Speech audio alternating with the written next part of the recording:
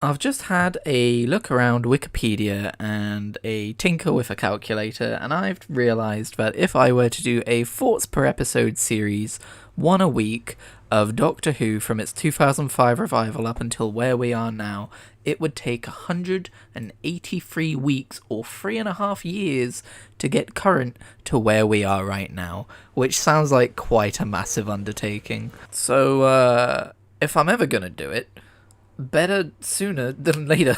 I'll give an incredibly brief background on my history of Doctor Who before we begin, just because it's episode 1 and it might help to know these things. I've been watching Doctor Who since the beginning of the revival in 2005 weekly. I was about 8 or 9 years old.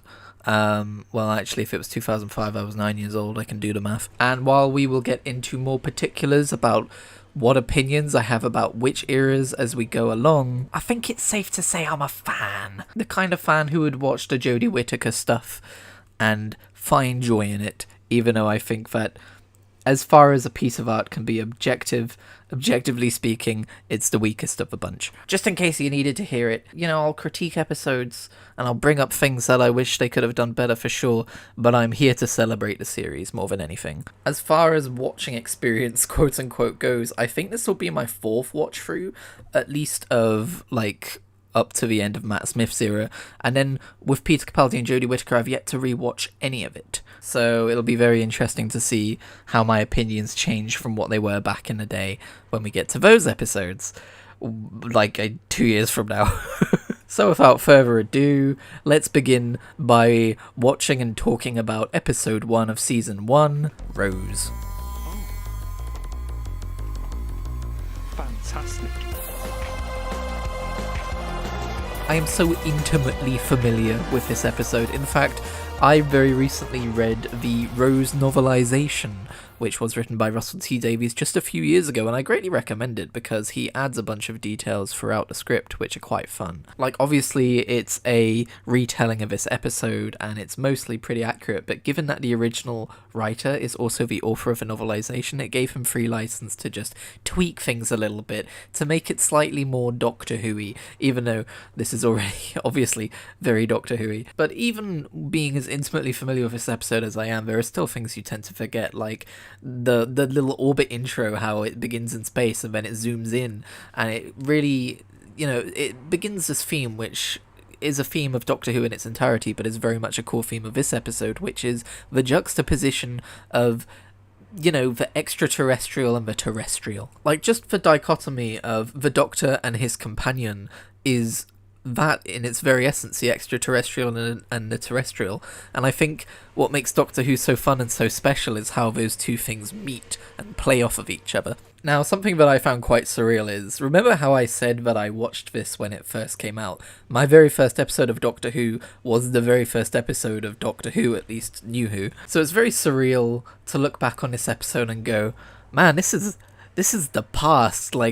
This version of London does not exist anymore. I mean, I'm not a Londoner, and I don't exactly visit, but I just know that, this is a snapshot of an age now past, especially with Jackie Tyler, who is presented as this almost busybody, gossipy, chavvy kind of a mum.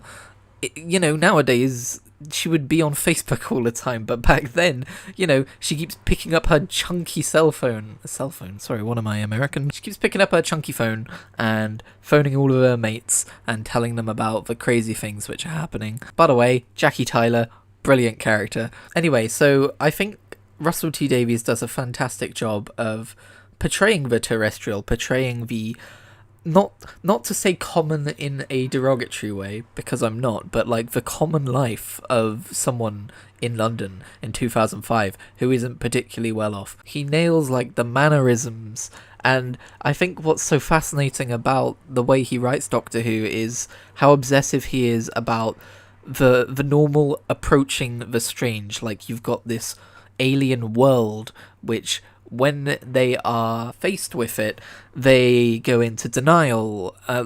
Rose, when she goes down to the basement of Henrik's, and she's convinced that, as the shop dummies are moving towards her, she's convinced that it must be a bunch of students playing a prank because she has to find a reason for what's happening, and I feel like that's how I would react. I feel like that's how most people would react. And then of course she meets the Doctor, and I just love how this episode kind of like shows her transformation of another normal person to someone who has seen this special extraterrestrial side of reality that can exist. I'm the Doctor, by the way. What's your name? Rose. Nice to meet you, Rose. Run for your life. It's quite something that the first glimpse we get of the Doctor as a character is as a man who is just happily prepared to bomb a shop in the middle of London to get rid of a bunch of aliens. This doesn't particularly line up with the Doctor we know later on, and this is addressed by the show later on as well. Obviously this Doctor is not the Doctor we left back in the 80s when the final episode aired. This is not the charming young happy-go-lucky Doctor of the movie. I'm saying that having never seen the movie, so that might be a completely off statement. Clearly something has happened between then and now which has transformed the Doctor as a character, and we do get some glimpses of that in a really clever method of exposition towards the end of the episode when he's talking to the Nestine consciousness, because we as the audience are not privy to what the Nestine consciousness is saying, because like Rose, we've barely been in the TARDIS, and therefore we don't have a translation matrix in our heads, and that enables the writer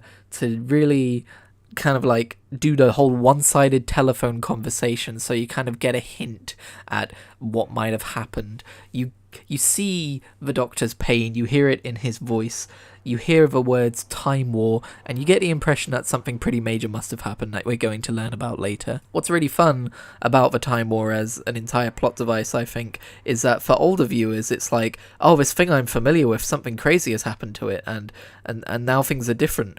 Like, it's not just continuing where we left off, I've missed something. And for new viewers, it's like, oh, there's an interesting thing in the Doctor's past that we've never learned about. So it kind of puts both new viewers and old viewers on an equal playing field. Look, if I did forget some kid called Mickey... Yeah, it's not a it's kid. because I'm busy trying to save the life of every stupid ape blundering about on top of this planet, all right? All right. Yes, it is. The Doctor has a great love for humanity, and this definitely returns later in the show, but here it's not present, and I think it's because he's just emerged from the Time War, and you get the impression that he has this underlying anger towards humanity, maybe for continuing to exist while his race couldn't, and it's not really who he is, it's clearly like grief talking through him. And his later travels with Rose, he says kind of like set him right. I love the idea that the reason he has this special relationship with Rose out of all of his companions is because she adventured with him during this time in his life when he was so struck with grief, and she brought adventure and whimsy and charm back into his life and almost healed him in that way. And it's really fun to see the Doctor throughout the course of this episode almost like trying to remain detached, like underestimating Rose and not really seeing her as someone worth keeping around. Hold on a minute, you can't just go swanning off. Yes, I can. Here I am. This is me, swanning off. See ya. Now here's a small detail which has always bugged me, and which I think Russell T Davies actually fixed in the novel. I'm not going to spoil the minor changes in the novelisation, because I think they're really fun to discover for yourself, but I will talk about this one. At one point, the Doctor looks at himself in the mirror in Rose Tyler's apartment, and it's very much like a man like discovering what he looks like for the first time after a regeneration. Like, that is very overtly what he is doing there. But later on, when we talk to Clive, he has all of these photos of the Doctor in different periods of history. So like, he was there at the JFK assassination, which took place like, you know, the day before the original Doctor Who episode aired or something. He saved a family from boarding the Titanic. And you could argue that, yeah, this is a time travel show, you know, he could easily have done this between episodes, but the thing that gets me is Rose is nowhere to be found in any of these images, and so even if it was an extended universe novel, the only time the Ninth Doctor really exists is when travelling with Rose. Like, I don't know if there's any extended universe fiction where he doesn't, but that is a thing that bugs me. Like, looking at the Ninth Doctor's season as a whole, there's no real gaps where he has the opportunity to swan off for a great period of time. Like, he doesn't even live for that long based on the age he gives people. Like, he says he's 900 years old at one point, and then I believe when he's the 10th Doctor, he says he's like 901 or 902 or whatever, so clearly, like, he doesn't have time to go off and live for hundreds of years with lots of extra adventures. And there's no window for him to really go away and do that. However, there is. And in the novelization, Russell T Davies makes a point of being like, one of the scenes where the Ninth Doctor gets in his TARDIS and leaves Rose, and then she meets him again later, he has like a cut on his head, and then he doesn't. And then it's mentioned that, oh no, that was weeks ago, and it's like a passing comment that she doesn't really acknowledge. It's like a hint at him being a time traveler before the full reveal. But it also gives that gap for him to go and do these different things, which we find evidence about in the modern day. So I'm glad I'm not the only pedantic butthole who had that issue all these years. Now, I'm a big fan of soundtracks, and I'm a big fan of Murray Gold. And something which I found wonderful is that the Doctor's theme, when we first hear it, it is not just the Doctor's theme raw. It's the scene where he's talking to Rose about who he is and talking about how he can feel the turn of the earth, and his theme begins there, but it's intermixed with this kind of, it's more terrestrial intrigue, this almost spy style music, like there's drums and stuff, and it again, it's this kind of intermixing of a terrestrial and the extraterrestrial, and we don't get the full Doctor Who theme until later,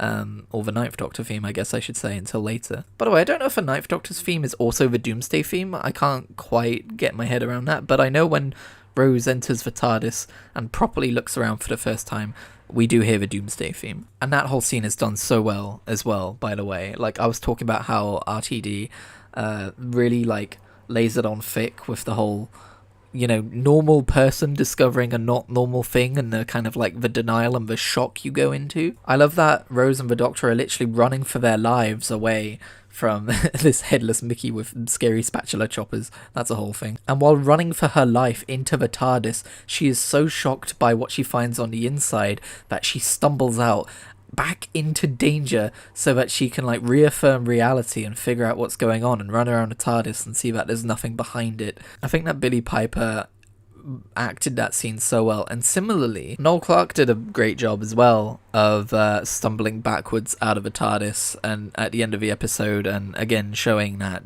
shock, that culture shock. We're very much shown that the difference between Rose Tyler and Mickey Smith, however, is that Rose has moxie. Rose is a character who very much feels bored with the way the world wants her to live. She talks about, like, is that it? Like, do I just get another job and I just like serve chips and then that's my life? The novelization goes into this a little bit more. I think the episode is maybe a little bit too mean to Mickey Smith, who's very much the opposite of that, who's happy with the way life is, who is content to live within those boundaries, or those parameters, I guess I should say. There's a bit more nuance in the novelization. Anyway, Mickey Smith getting eaten by a bin is so uniquely Doctor Who. Like, I vaguely remember before New Who ever aired, hearing from my parents about Doctor Who and what it was. In fact, my earliest Doctor Who memory is my dad, who loves toilet humour. He would take us into the bathroom and flush the toilet, and that would be the engines of the TARDIS. And when the toilet was done filling back up and making noise, we would leave the toilet again and we would be in a dinosaur land. I had a good childhood. But anyway, one of my earliest memories of Doctor Who besides that is watching this documentary on a BBC of people remembering Doctor Who and seeing footage of the rug monster, where they literally just got a rug on strings and had it flop up and down very slowly, chasing the crew of a TARDIS, and they were running for their lives. I don't really remember what era that was. I want to say maybe it was the Fifth Doctor, but I was not old enough to formulate thoughts regarding actors and memory about what they look like or whatever. But yeah, Doctor Who is such a unique flavour of sci-fi, because it can be really camp and it can be really silly and goofy, and then it can break your fucking heart at the end of season 2. I forgot that the Ninth Doctor yells "I am talking" at the Nestine consciousness, which very much feels like an 11th Doctor thing. I'm wondering just how many times he yells "I am talking" at someone and it works. I know that someone tries to do that to the 10th Doctor and he says, "and I'm not listening," which is a little hypocritical, I mean. Anyway, I have a few more minor notes, but I think I'm going to call it there. I think I'm going to call this an episode of Thoughts Per Episode, Doctor Who edition. Obviously, I did start doing classic Doctor Who a long time ago, and I said I would get back to that, and now I'm doing this. I think I just kind of want to do this because this is what I wanted to do from the beginning, but I thought it would be fun if I worked through classic Doctor Who first, and then rewatched new Doctor Who in light of having more knowledge of classic Doctor Who. But doing classic Doctor Who, a serialization a week up until new Doctor Who would take literal years, and I think I should just do what I want to do instead of making it a bigger task than it needs to be. I'm not saying I'm never going to go back to classic Doctor Who. I am still interested in seeing those stories through and seeing how the show evolves and learning lore about old stories of a show, like the first time he meets like the Master or whatever. But right now I just kind of want to rewatch my favourites. So yeah, the plan is every week on a Thursday, I will be uploading a new episode, a Thoughts per episode Doctor Who edition. You can watch along if you like. If not, I'm sure you're probably familiar with the episodes and you can just remember what happens to talk about them. It's fine. And I reserve a right to take breaks because these things take longer to make than you might expect. Anyway, thank you for watching. See you next week.